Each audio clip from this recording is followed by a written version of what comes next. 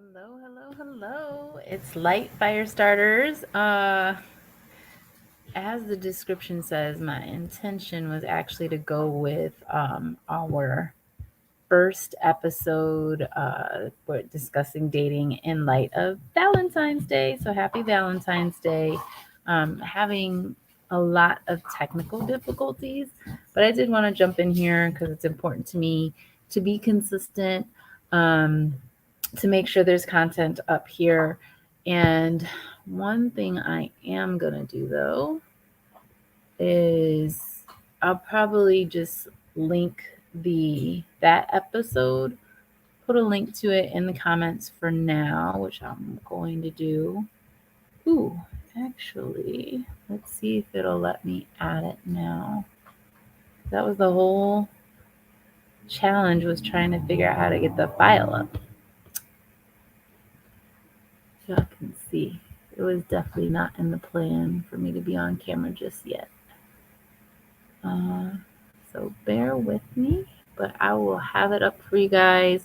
For all those of you who are still,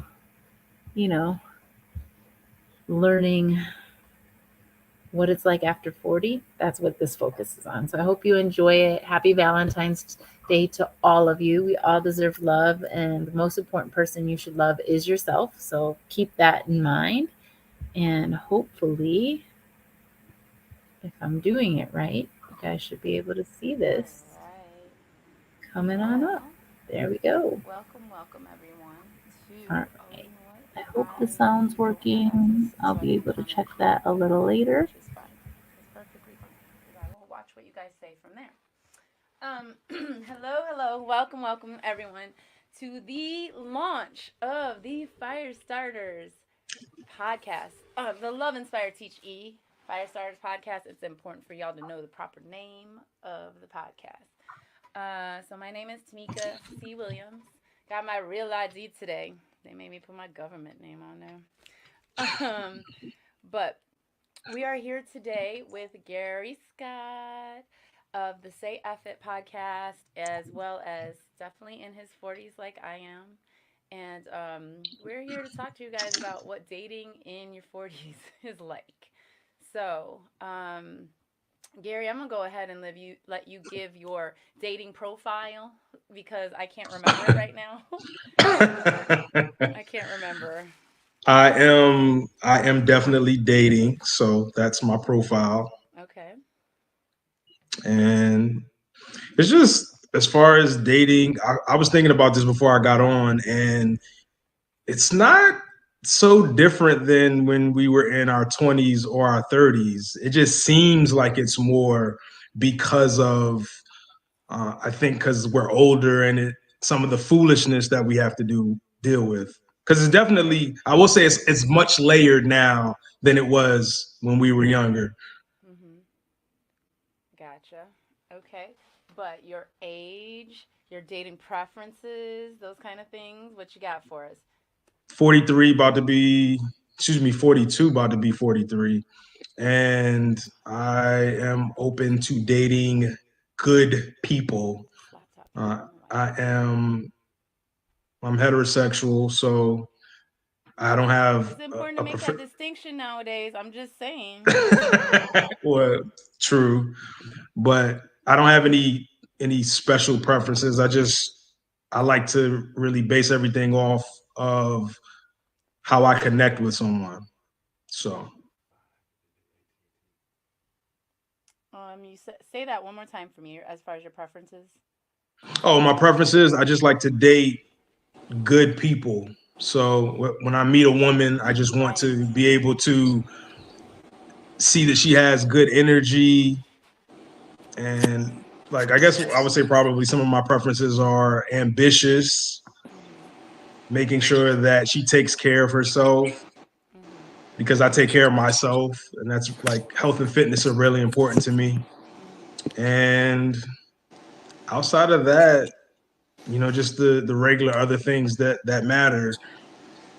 Not so much of a straight edge lifestyle, but like I rarely drink. I don't smoke anything. Not into recreational drugs or anything like that. So that's also important to me as well. I see Gabe has jumped on in. Now, Gabe's introduction is going to be a little different than Gary's because Gabe and I have these discussions about what it's like to date in your 40s because we met through Kendra G Media's um, post one time when she had to be in Atlanta and she wasn't going to do her regular dating show. So if you don't know, in Chicago, Kendra G does it started off Instagram Live during the pandemic, and then she made it Facebook Live on the pandemic. And I just saw the other day she got blocked again from going live. And so Gabe and I met on one of those posts. So we had this conversation. I was like, I keep saying there's pee in the water. So I don't feel the way you feel about dating. I feel like it's just off. Oh, before you finish, let me say there's definitely a lot of trash out here. But there was Okay. trash. There was trash in the 20s and 30s too. So for me, I it's didn't par for the notice it as course. much as I I notice it now because I'm more experienced. No, I noticed it then. Oh, well, Gabe, you tell me. Because he likes to keep it spicy. He likes to debate with me. So Gabe and I have had these conversations. We've talked about what it's like dating and whatnot. Uh, we've had really great conversations, and he and I both follow Kendra G Media. Oh, fun fact: Gary used to work on the radio, so he understands radio well. So, Gabe, go ahead. What did I not share about you besides your age, your preferences, whether you're heterosexual, non-binary, and if you're polyamorous, and all that kind of stuff? Tell us what we need to know. Okay, Okay, can you hear me? I can hear you. Okay, I don't know exactly what you said at first, so I don't About know what what? has been covered yet with my introduction or whatever. But my name is Gabe. Mm-hmm. I am Did we 42, play the going to be song, 40. Brian? What happened when I played my song? I'm sorry. I'm sorry. I got distracted because I was like, we need big energy. Come on, Gabe. Where's your big Yeah. energy? Come on now. You know how I am. So right, you Yeah. want me to start singing? You can sing it? Yes. I love that song. You know all the words? I do. Nah. So yeah, Gabe, 42, single. I've never been married. Don't have any kids. And last relationship I was in was about 6 months ago. Um, that didn't work out too well. I thought that the person that I was with was a little too bossy for him. And But I'm a boss. that you are. You know me, you know me. So, yes. But she was also from a different country. So there were some communication issues and What like country? cultural issues. Um, but since then, I've been dating, haven't met anyone that's really worth my time, I guess.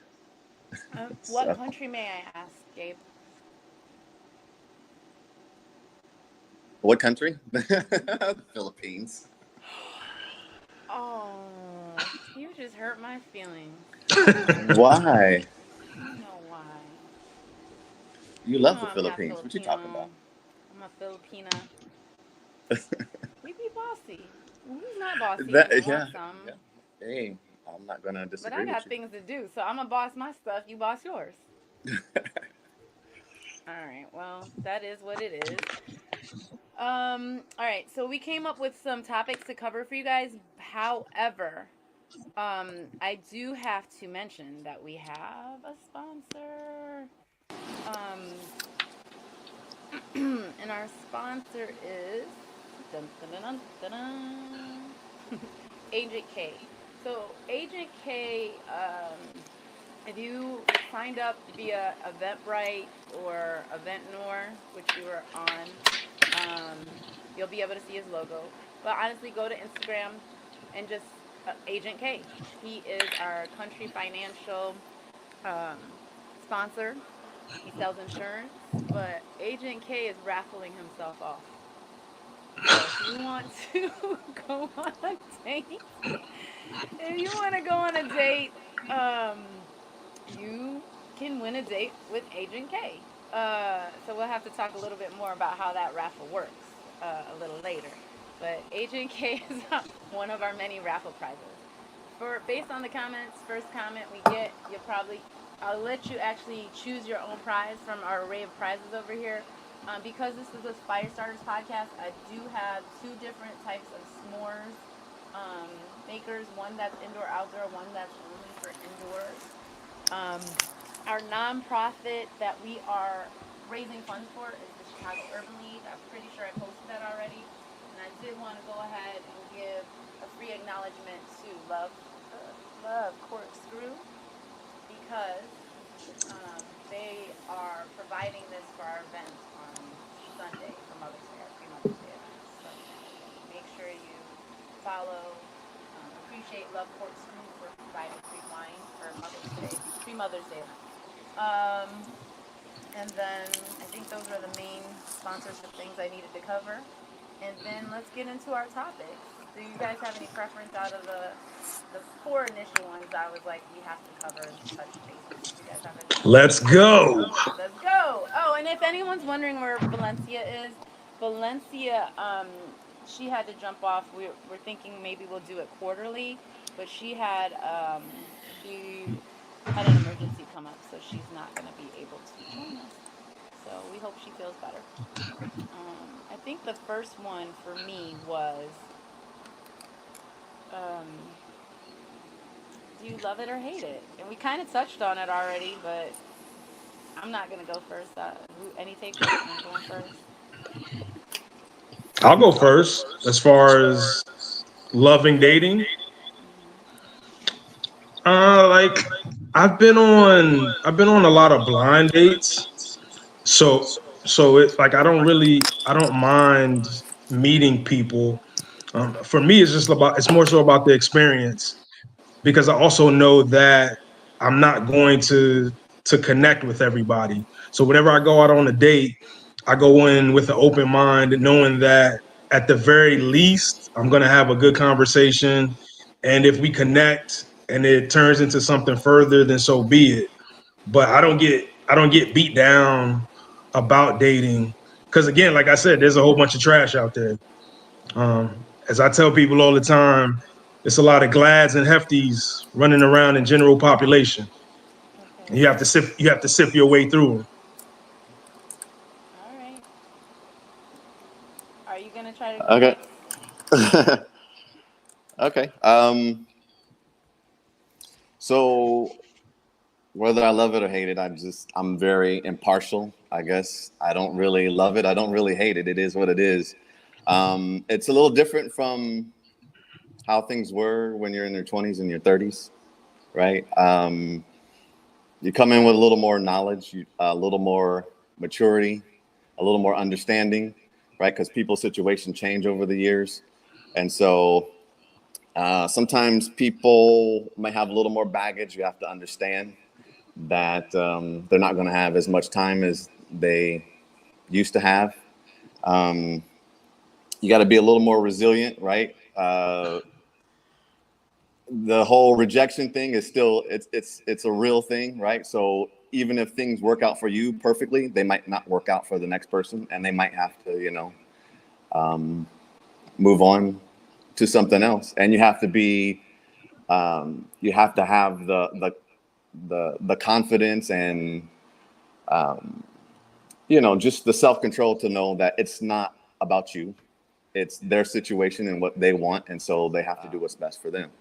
So and it can go both ways. You could reject somebody because they don't meet your standards, or they're not, they're not exactly what you're looking for. But being over 40 allows you the maturity to accept that without taking it personal, and you just move on to the next person. So Those are so very eloquent answers y'all had right there. Every time I think about this, I think of Living Single, and when they have the little moment when they're like loving it or hating it, loved it or hating it. Damon Wayans and oh boy, I mean like two snaps down or whatever the hell they used to say. I'll be like, I hated it. Hate it.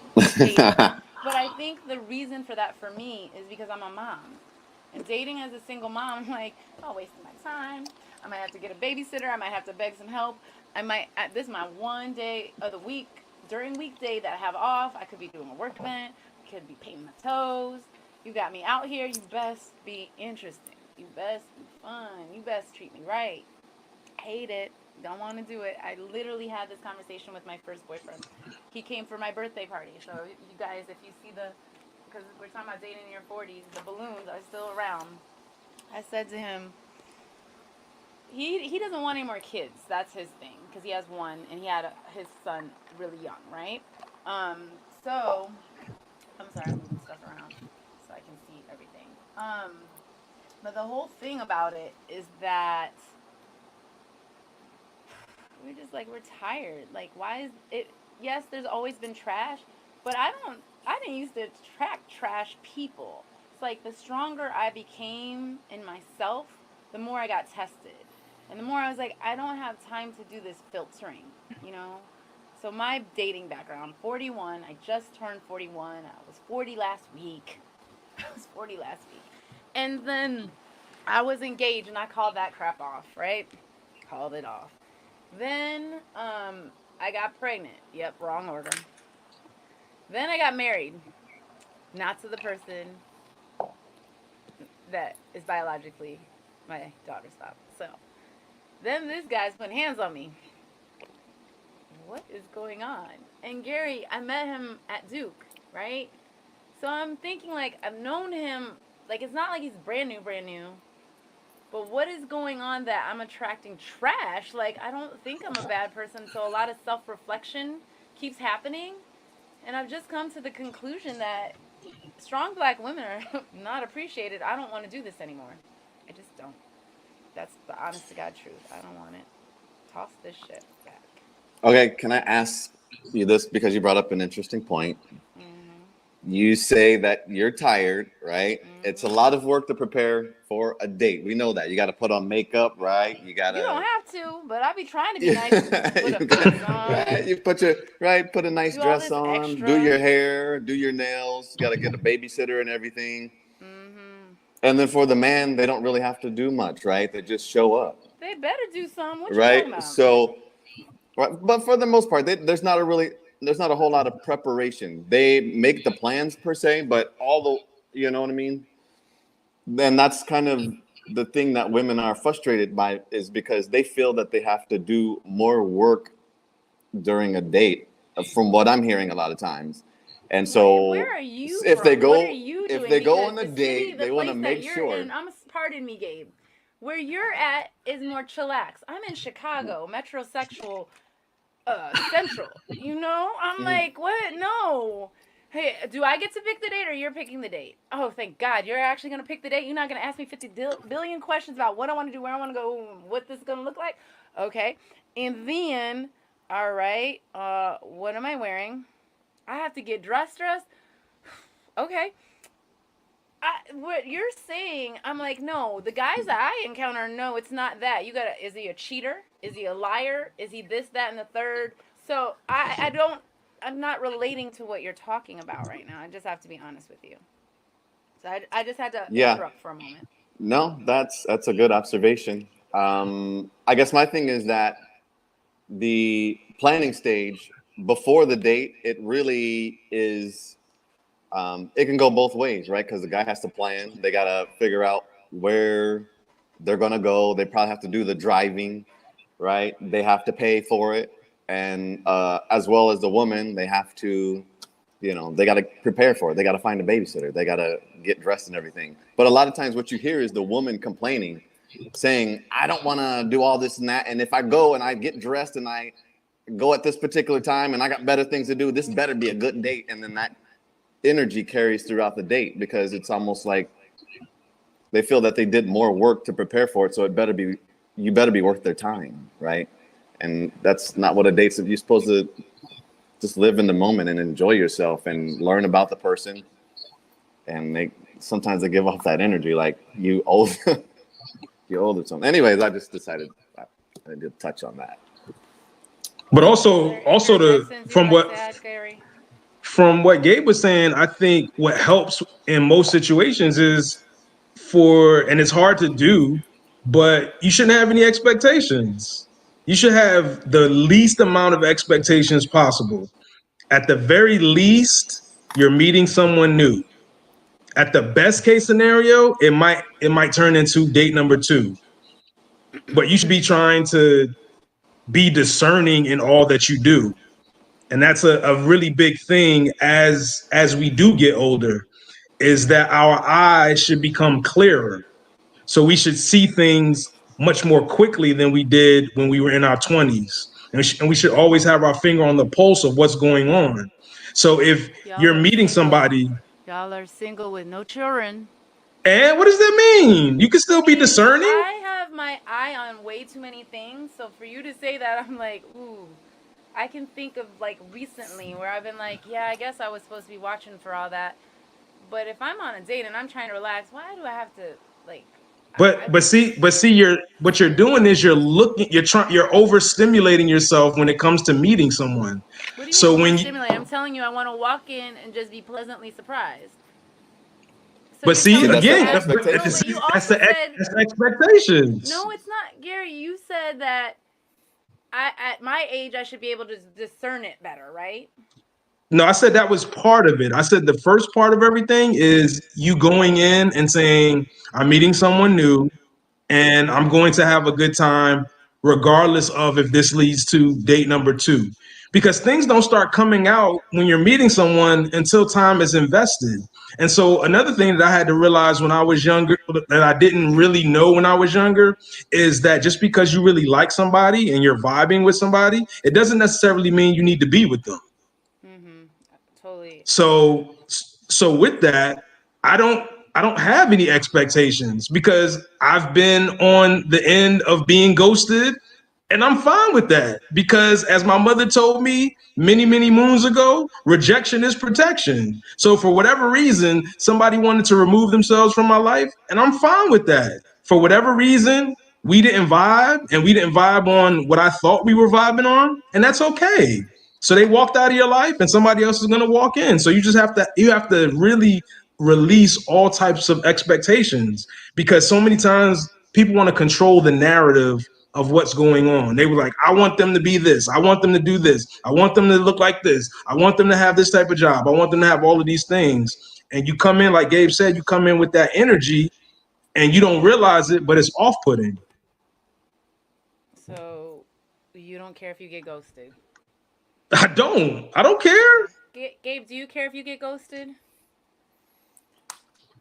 No, I mean, it doesn't. It's not a respectful thing, right? Thank you. You don't. Cheers because to you waste that. someone's Can I time, pop right? some? Especially when you're older. Especially when you're older, it's the time wasted. But as far as like the emotional part, it shouldn't bother you at all. You should say to yourself, okay, this is how this person is.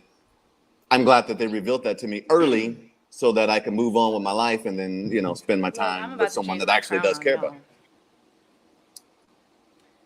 All right, so I never really totally can recall being ghosted until very, very recently. And I did a whole car conversation with my brother about it. I was like, oh my God, this 55-year-old man ghosted me? The hell is this bullshit? So I'm not going to go into all the details, but I was mighty offended because we had 2.5 dates. And I say 2.5 because I had to think real hard about it in preparation for the podcast. We went on a lunch date, we went on a dinner date, and then he wanted to take me on another date. But I had plans on the day that he asked me to go. Like, I live a very scheduled life. And the days that I don't have my kids get booked up fast. It's the honest to God truth. People who ask me, I'm like, do not try to manage my schedule for me. Just tell me the date. I'll tell you if I can make it work, okay? So, dude gets offended and tries to ghost me. And I say tries because I did put the shit on blast with blinded it, right? But I didn't say who. And he did reach back out. And me and my brother totally said, dude ain't gonna say shit. He ain't gonna come back. Tried to reach back out. Tried to explain himself. And I was like, you can say it in the chat. I called you. I left you a message. I also did this and this. And now you want to Now you want me to spend more time, waste more time on your behind? You done lost your ever loving mind. No, thank you. Like, he'd friend me and unfriend me. It was like stalkerish at some point. I was like, no, you lost your spot. Why did you think that he deserved the conversation? I know it wasn't his deserving of a conversation. I deserve to know why he did that and what his rationale was, because I was like, how is it me as a person? Did it make you feel better though? Yeah, I wanted to know if it was Okay. just me that he was a jerk, or if I was the jerk, but he was the jerk. Hey, Andrew, I'm sorry. So I do have a private exclusive room. So this is the plug right here. If you go to loveinspiredteache.com and you join the email list, I said I would give those folks the private Zoom link, my personal Zoom chat. So Gary, I didn't send it to you. I meant to. I'm sorry. Gabe has it. But you got this, so we all good. Oh, So I'm gonna so you translate for Drew. say. Drew, don't be laughing at me. You know better. Oh, I'm sorry. Drew, I'm not sure if I can hear you. Where's the beats? Damn it. You're gonna have to type in the chat or whatever your comments are, and I'll read them back. But Drew, I told them all about how we talked about how, as parents, this is not it. We don't. Do you like dating right now? Love it or hate it? Just give me a thumbs up, thumbs down. Middle. He said thumbs down.